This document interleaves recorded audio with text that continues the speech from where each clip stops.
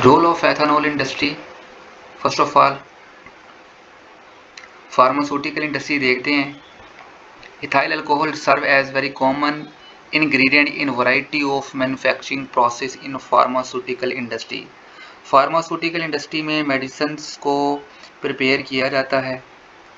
तो variety of manufacturing process मतलब different process हैं, बहुत ज़्यादा प्रोसेस हैं. डिफरेंट मेडिसिन की प्रोडक्शन में जो अल्कोहल है वो एक कॉमन इंग्रेडिएंट के तौर पर इस्तेमाल होता है, एक कॉमन अज्जा के तौर पर इस्तेमाल होता है.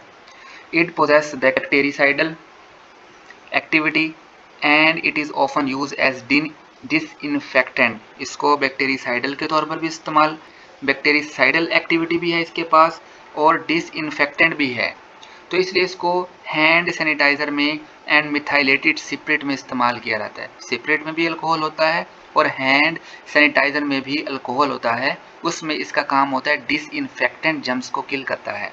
It also commonly used as solvent and preservative in many pharmaceutical preparation, including vaccine. इसको प्रिजर्वेटिव सॉल्वेंट के तौर पर भी इस्तेमाल किया जाता है और प्रिजर्वेटिव मटेरियल के तौर पर भी इस्तेमाल किया जाता है फार्मास्यूटिकल प्रिपरेशंस में. अल्कोहल को pharmaceutical preparation such as vaccine, इसमें सॉल्वेंट के तौर पर भी इस्तेमाल किया जाता है और प्रिजर्वेटिव मटेरियल के तौर पर भी इस्तेमाल किया जाता है. Ethanol and isopropanol are found as an active ingredient in certain oral and topical drug products. Oral और topical drug products हैं, उनमें हम एथेनॉल और आइसोप्रोपानोल को इस्तेमाल करते हैं as a active ingredient. They help solubilise many drugs. तो बहुत सी ड्रग्स को सोलिबलाइज करने के लिए, हल करने के लिए इस्तेमाल किया जाता है. अब आपने बताना है ओरल ड्रग्स की कोई एग्जांपल एंड टॉपिकल ड्रग्स की कोई एग्जांपल आपने मुझे कमेंट में बताना है. उससे भी मैं चेक करूँगा क्या आपने लेक्चर सुना है.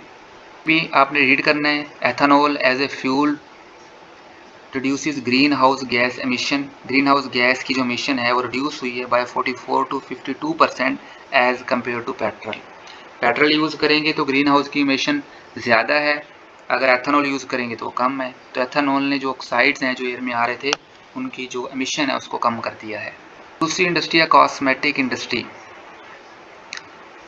Ethyl alcohol play an important role cosmetic industry because of following property. Being highly volatile it's evaporate very short time. क्योंकि ये हाईली वोलेटाइल है, बहुत कम टाइम में ये एवापोरेट हो जाता है जैसे पेट्रोल है.